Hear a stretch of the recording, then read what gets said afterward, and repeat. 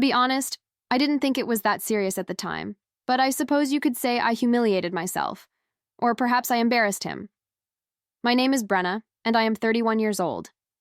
It wasn't until, well, you'll see, that I realized how much my husband was hiding inside. All right, let's start with some backstory. My spouse, Caleb, is a 34-year-old civil engineer. He's the kind of quiet person you'd probably forget was there if you weren't staring at him. I suppose some may describe him as uninteresting, but I always considered him to be trustworthy. He's the kind of guy who will drop everything to fix your car or construct a deck for his mom, even though he's not exactly the life of the party. What's not to love, after all? Then there is me, though.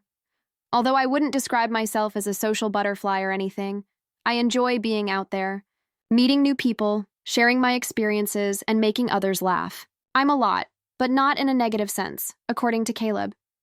In any case, I don't believe he means it negatively. The important thing is that his friends like me.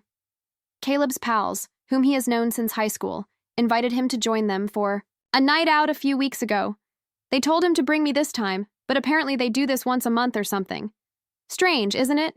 I don't usually participate in man cave activities, but I reasoned that perhaps they're tired of discussing beer and sports and want to have some real fun. Caleb said, "If you want to come, come." So I went, even though he didn't seem really excited about me going along. Let me now introduce you to the scenario. It's in this divey bar, which is okay, but not my type. It's like someone's garage, complete with cheap booze, pool tables, and sports memorabilia pinned to the wall.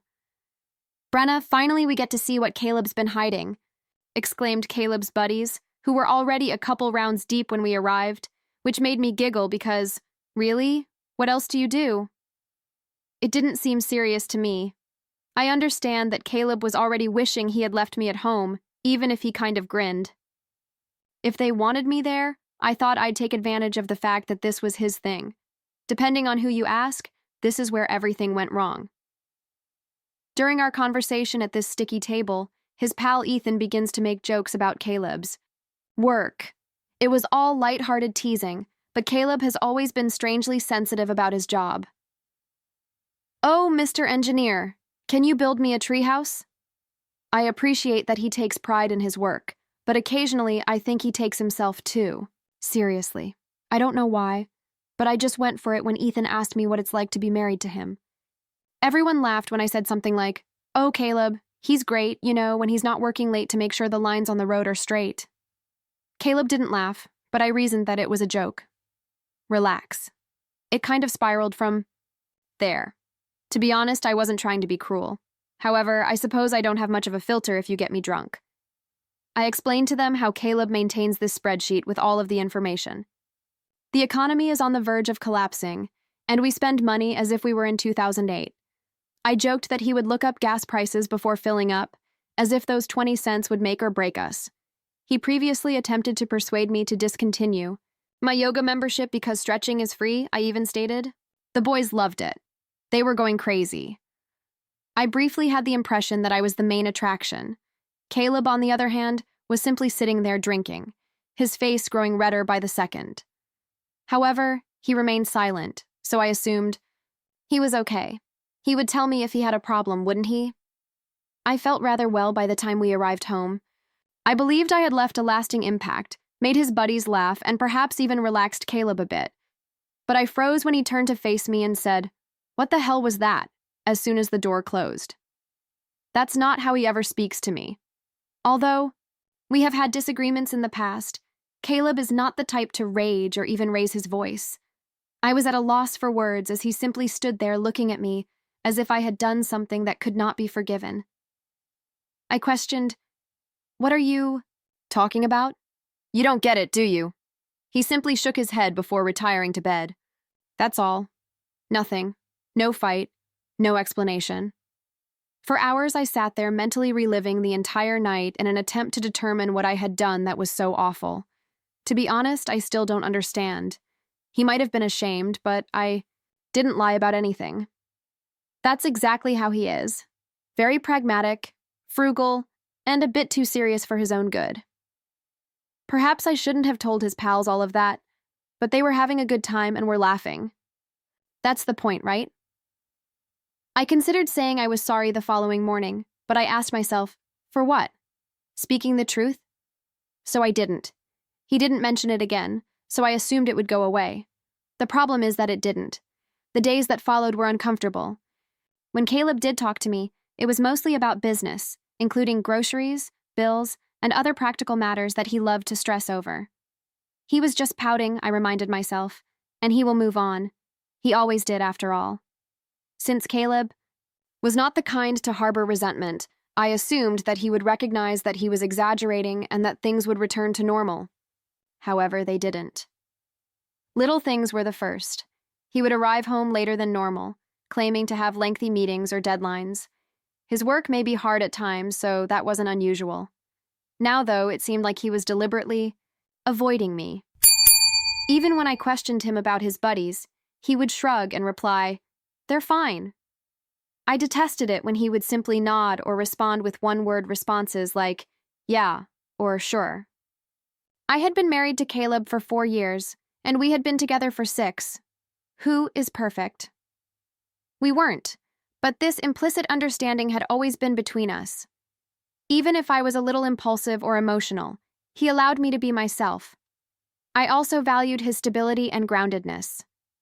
Before, but now I felt as though he had put up a barrier between us, and I didn't know how to get over it. The tipping point then arrived. A week or so after the night out, Ethan texted me. He asked if I would like to go out with the gang again. With a winking emoji, "We need more of your jokes about Caleb," he wrote. I grinned, wondering if Caleb was really as angry as I had assumed. Caleb wouldn't mind if Ethan wanted me there, would he? I brought it up to Caleb when he got home that night. "Hey, I got a text from Ethan." Caleb didn't raise his head from his plate, but he wanted me to attend the following guys' night. "Yeah, I'm sure he does." I hesitated because of the edge in his voice. What is the intended meaning of that? When he finally put down his fork and turned to face me, his eyes were colder than I had ever seen. "It indicates that the last time you used my buddies as your audience. Why would they not want you to return?" "They laughed at my expense because of you." Startled, I blinked. "I wasn't teasing you. I was merely kidding." "Really?" His voice rose, as he said, "Because it seemed like you were pulling me down to boost your own self-esteem. How embarrassing that was for me. Do you even know?" I glanced at him, my chest constricting. "I didn't intend to make you feel ashamed."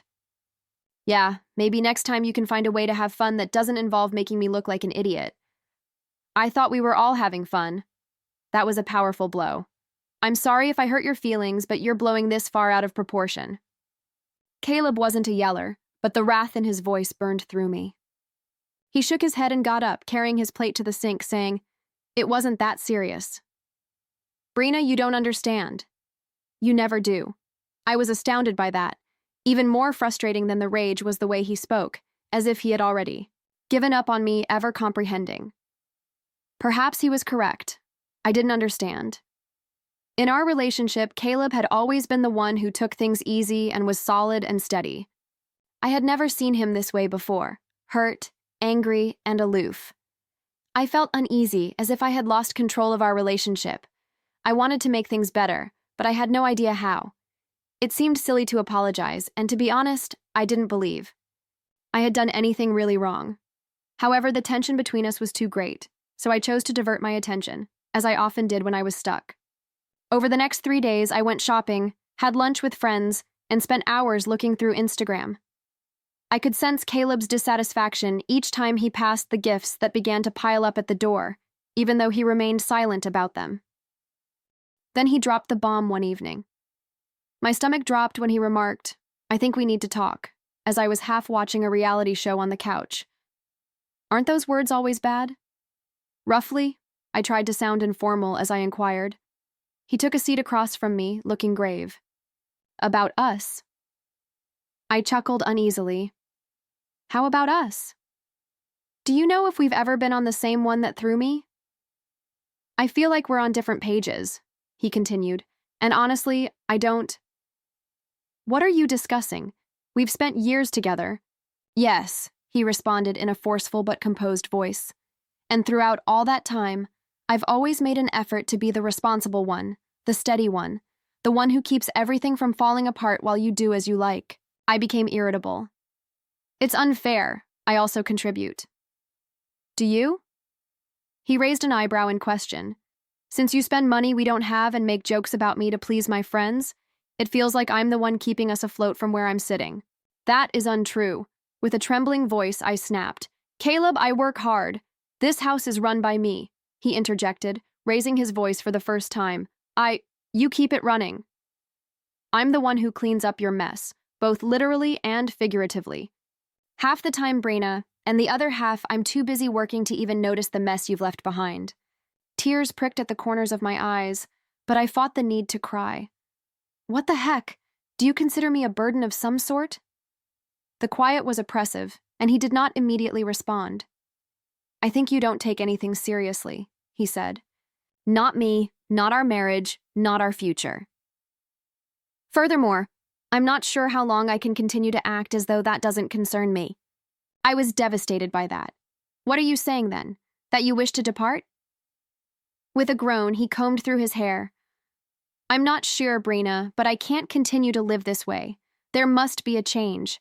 I wanted to yell and tell him that he was overreacting and behaving silly, but I knew in my heart that he wasn't.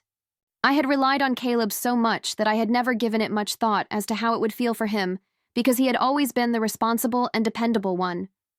He appeared to be near his breaking point at this point, but I deflected, as I always did, rather than admitting that. So I'm solely to blame for this? You're flawless, and I'm the one destroying it all? He shook his head, appearing more worn out than irritated. Brina, it's not about blaming now. The question is whether we can truly create a life together, or if our differences prevent us from doing so.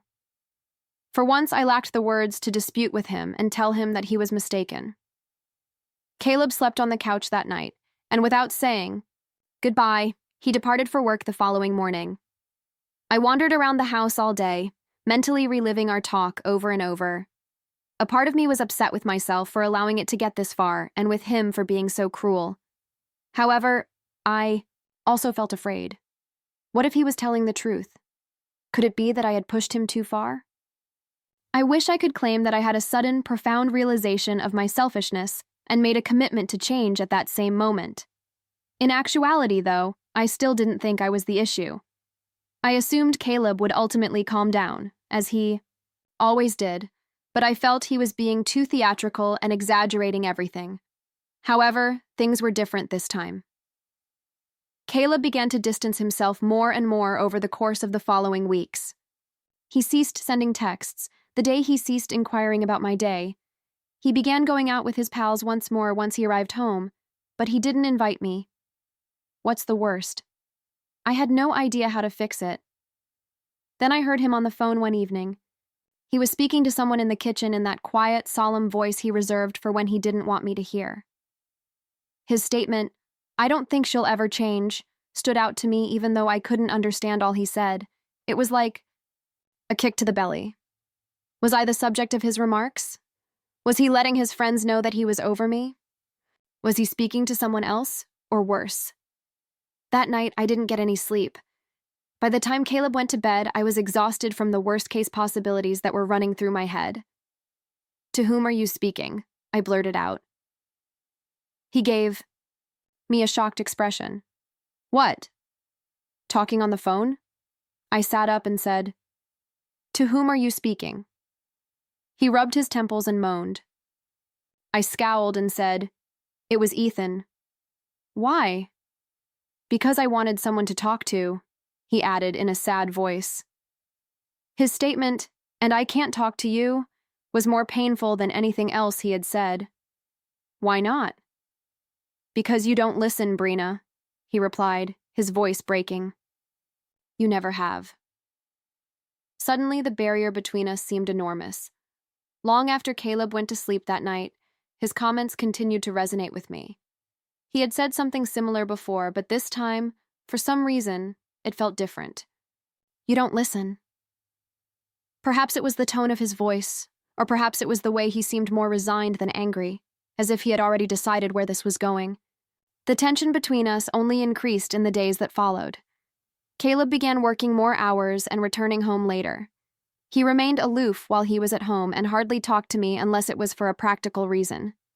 I tried to pretend that nothing was wrong, sending him amusing memes during the day and sharing photos of us on Instagram, but nothing seemed to be able to get past the barrier he had put up around himself. Then one night he asked me to sit down when he got home. I felt sick to my stomach at the expression on his face. "I've been thinking a lot," he said in a steady yet gentle tone. The words struck me like a freight train, and I think we need to take a break. "A rest?" I said it again in a tremulous voice. "What even does that mean?" He looked me in the eye and said, "It means I need some space.